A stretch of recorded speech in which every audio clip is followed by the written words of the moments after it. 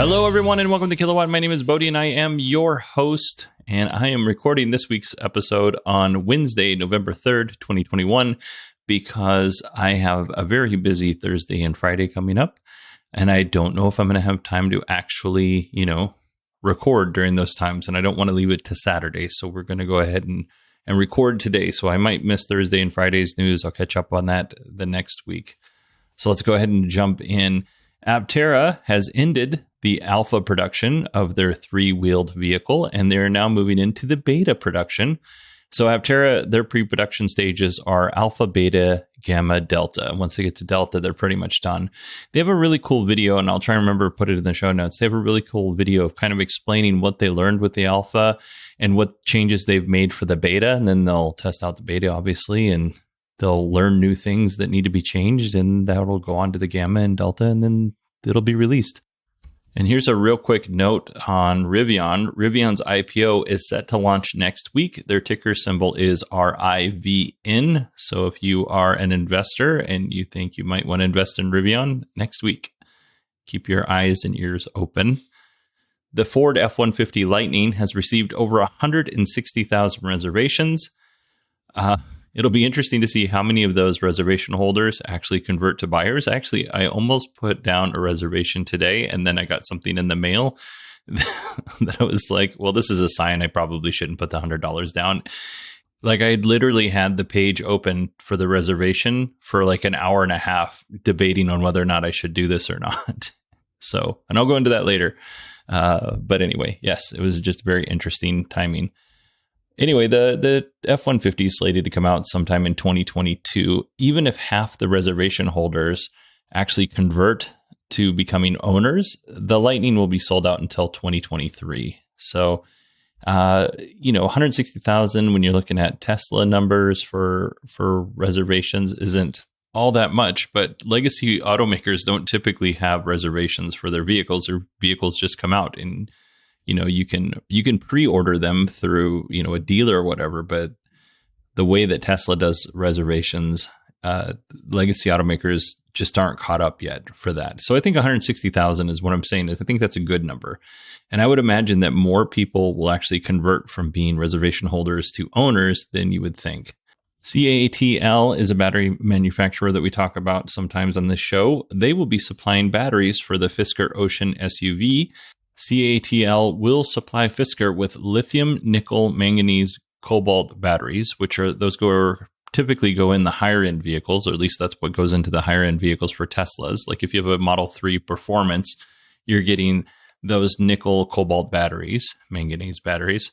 And for the lower end, they're taking kind of a note out of Tesla's model, and they are putting LFP batteries, which are the lithium iron phosphate batteries. So Fisker is looking at production beginning sometime in November of 2022. So I'm looking forward. I think the Fisker Ocean is a cool looking car. Other vehicles that Fisker showed off, I wasn't really a big fan of, but the Fisker Ocean I think looks really nice in it, and I think it's going to do really well.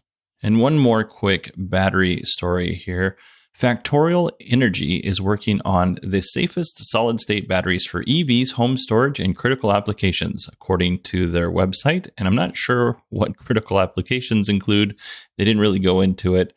But Factorial claims that their solid-state batteries can be dropped into existing lithium-ion battery manufacturing infrastructure. If you knew how many times I had to start this silly thing over just to say that sentence, I'm going with it. That's my best take. Anyway, solid-state batteries are safer than conventional lithium-ion batteries. Unfortunately, solid-state batteries are very hard to build at scale at the level that you need them for EVs, for instance. But Factorial Energy thinks they have it right. There's a lot of really hard words in the story, so bear with me. Their claim is that their solid-state batteries will not only, drop into the existing infrastructure, so you wouldn't have to retool, or you wouldn't have to retool much your production facility. It would extend the driving range by 20 to 50%, which is a very bold claim, if I'm being honest with you. That number right there gives me pause to think, no, it can't. I hope it can, but I've been fooled before. But just because I'm skeptical, God bless it. just because I'm skeptical, that doesn't mean that Hyundai and Kia aren't skeptical. They have teamed up with Factorial Energy to produce new solid-state batteries for their future EVs. For the love of bananas, that was hard. All right, way harder than it needed to be. Mesa, Arizona, a city just down the road from where I live. Mesa just announced that their plan is to be carbon neutral by the year 2050. To further this effort, the Mesa Fire Department has purchased the very first E1 Vector. So why is this important? Well, the E1 Vector is actually an electric fire truck. So right now, there are 3 electric fire trucks kind of on the market. None of them have been released yet. You have the Rosenbauer, which looks very European in style. And if you don't know what I'm talking about, look up European fire truck and Rosenbauer electric fire truck, and you'll get a good idea of what that's supposed to look like. And then you have Pierce, and I can't remember what Pierce is calling their electric fire truck. Right now, they're testing it in Wisconsin, which is where Pierce is located. And then you have the E1 Vector, which is the first customizable electric fire truck. So why is it important that it's customizable? Well, it's because every fire department has their own little unique needs. For instance, if you work in an area that has a lot of industry, you're probably going to need a bigger pump so you can flow more water. And like if you work in an area where there's not a lot of fire hydrants, then you probably want to have a fire engine with a bigger tank, water tank. Honestly, there are so many different configurations based on the city, and even within the city itself, based on the area that you're working. There's just a ton of different reasons to want to customize your fire truck. And it is very expensive to buy a fire truck that's customized. And I'll go into that here in a little bit. We don't have a lot of details about the vehicle itself. E1 did say that you could pump 4 hose lines at 750 gallons a minute for 4 hours. Now, 4 hose lines it's not 750 gallons per hose line. It's 750 gallons total.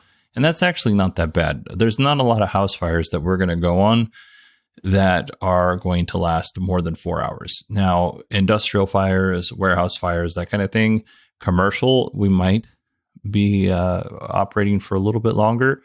And I'm sure there's a backup generator to make sure that the truck continues to operate on an emergency scene if need be. The price, I'm not 100% on the price here. I thought I read at one point in time in an article that it was $1.8 million. I went back to verify that information and I was unable to verify it. So I don't know what the price is on this. And maybe I read $1.8 million because that included the price of the truck. And then you have to, retrofit a fire station with this new charging system. So maybe the price included the charging, or maybe I just did not read $1.8 million, and I think I did. Even then, it's going to be very expensive. Like the Rosenbauer EV fire truck is $1.2 million. So just to give you an idea, we're looking at replacing one of the trucks in my station. It's an engine, so it's, apples to apples here. And I think they're looking at anywhere between $750,000 and $800,000 for this vehicle. So, if it is $1.8 million, and I don't know if it is, but if it is, that is a lot of money. That is 2 fire trucks worth of money. So I can't imagine that it's that expensive. I must have either read something wrong or had some sort of weird fever dream, because that just so much money. All right, last little bit here before we move on to our Tesla news. Lucid Motors has an earning call coming up. This is November 15th. Is this something that you're interested in me covering in the same way that I cover Tesla earnings call? Even if I get one yes, I'm going to do it. And I might even do it if I don't get a yes, at least the first time. As far as I'm aware, Lucid is the only other fully electric car company that's listed. I know NIO is, or at least listed here in the United States. NIO is, but NIO's earnings calls are in Chinese, and I don't speak Chinese, so I don't usually go over those. But Lucid would be really interesting because they're here in the US. I speak English, and they're a company like Tesla. They're fully electric, so maybe we can get some really cool information. Maybe it'll be really boring. I don't know. What do you guys think? Should we do it? Should we not do it? I am open for suggestions, or at least maybe we do it the first time, and if it sucks, we move on and don't do it again. let me know. Bodie, BODIE at 918digital.com. And you know what? While we've got your attention here, let's go ahead and just jump into the updates for the show. I mentioned a few weeks ago that I was looking at getting the logo redesigned for the show to be more inclusive of other electric vehicles, not just Tesla. And Allison Sheridan emailed me and she said, you know what? You should put this out to your listeners. I bet you one of them has the skills to design you a really nice logo. If you want to help me out with this, email me, Bodie, BODIE at 918digital.com. I honestly have a very small budget, but I'm happy to pay you for your services. And since we're here, let's go ahead and talk about our Patreon supporters. It's a new month, so it's a new round of thank yous. We also have a new Patreon supporter, so I'm going to start off with him. I want to thank Jerbo. Sorry, the name is really funny. I want to thank Jerbo for being a member of the community. I'm so sorry, Jerbo. Sorry. I have a friend. This is why it's funny, because I have a friend named Jerry, and this is how he talks. He kind of talks like Shaggy when he's scared. Oh, Bode, I'm so worried that I'm going to get sued. Anyway, so when he gave the name of Jerbo, I immediately thought of my friend Jerry, that's just how he talks. And he's a very sweet man and I love him a lot, but I don't know. Anyway, moving along. Jerbo, thank you very much for becoming a patron and supporting this show. I really appreciate it. And joining all of the other Patreon supporters, like, for instance, because I didn't bring up the page here. 1 second. Jeffrey, Steve. You know what? Here's a quick note, too, while I'm digressing. Steve and Allison sent me a cool little Cybertruck Hot Wheels car. And that, friends, was the sign that I should not put the $100 down on the Ford F-150 Lightning.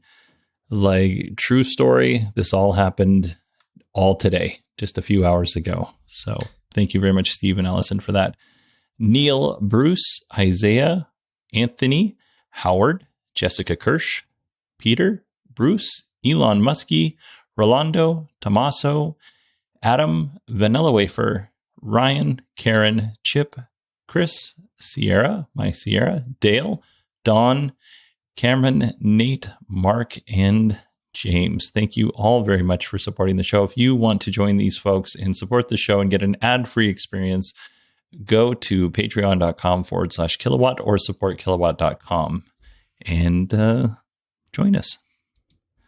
I don't know if you could tell, but I'm kind of in a silly mood tonight, and I don't know if it's coming across. I'm trying to keep it all together here, but I feel like it's slipping out, and I am having a hard time pronouncing things, and I'm just laughing at the weirdest stuff. I don't know. It's just a weird night. All right, Tesla news. The Model 3 Standard Range Plus is now known as the Model 3 Rear-Wheel Drive. Words are so hard, folks. Anyway, rear-wheel drive. This makes sense. Last week, when I was talking to you about the price increases on the vehicles, I was thinking to myself, I don't know if I mentioned this on the show, but I definitely thought it. Why do we still have the Standard Range Plus when there's nothing underneath it? It's such a weird naming convention. It just should be called the Model 3. Well, they now call it the Model 3 Rear-Wheel Drive. Whew, got it this time. The 2022 versions of the Model Y and Model 3 are getting a little range bump. The new Model 3 rear-wheel drive now gets a 10-mile range bump to 272 miles. Unless you have 19-inch wheels, and then you only get a 5-mile bump to 267 miles. And the other versions of the Model 3 and Model Y received around a 5-mile on average range bump. So pretty cool. It's not like the most amount of range you could possibly get in a vehicle, but it's still cool that it's a bump nonetheless. Tesla has launched a new home charger with a J1772 plug, which will work with all EVs in North America, which is totally off-brand for Tesla, but still really cool. This is basically a Tesla Generation 2 home charger with a J1772 plug. So if you own a Tesla, you can still use this charger at your house, but you just need to use an adapter with it. But if you own a Tesla or two Teslas, they recommend getting the Gen 3 home charger, which has built-in Wi-Fi. The J1772 charger will cost you $415, and the Tesla third generation home charger that will actually charge your Tesla if you have one will cost you $500, just in case you're curious. We mentioned last week that Hertz was buying 100,000 Model 3s from Tesla and possibly more. The stock went crazy, and then Elon took to Twitter and basically said, hey, look, if any of this stock craziness has anything, I'm paraphrasing, to do with the Hertz deal, no binding contract has been signed yet. So he said the Hertz deal has zero effect on our economics. And then they also mentioned that Hertz isn't even getting a deal on the vehicles. Like Hertz has to pay the same price that everyone else has to pay. There's no discount, is what I'm saying there. So the stock price kind of halted. It didn't go down much. It didn't go up much. It's just kind of in that general range of, at the time of this recording, $1,202.63. Not too shabby. As a general rule, that's a pretty good stock price. But yeah, so that's Elon. Moving on. Tesla has taken delivery of some of its battery cell manufacturing equipment at GigaTexas. I say some because it appears that the equipment is meant for Tesla's anode line 1. Words hard. For Tesla's new 4680 battery cells. So if you're curious, the anode is the negative or reducing electrode that releases electrons to the external circuit and oxidizes during the electrochemical reaction. I did not come up with that off the top of my head. And the cathode is the opposite of what the anode is, basically. So pretty cool. We're getting close at GigaTexas. So close. I'm very excited. We have some recall news here from Tesla. Tesla is recalling close to 3,000 Model Ys and Model 3s built between the years of 2019 and 2021. Tesla service departments have reported 39 instances of front suspension lateral link fasteners. They were either loose or they are missing entirely. So from what I've read on this, it doesn't seem like a big deal. It's definitely important that you get it corrected. And it's probably a big deal if you're one of these 3,000 owners. The biggest issue is the car would be less predictable during turning or braking, according to the article I read, which seems, to me, it seems like that's less predictable is pretty important, depending on your definition of less predictable. But the other recall has to do with a little safety issue. And this time it was for 11,704 vehicles. And the problem was a false automatic emergency braking event and forward collision warnings. This occurred right after an update. And Tesla has released another update to fix this issue.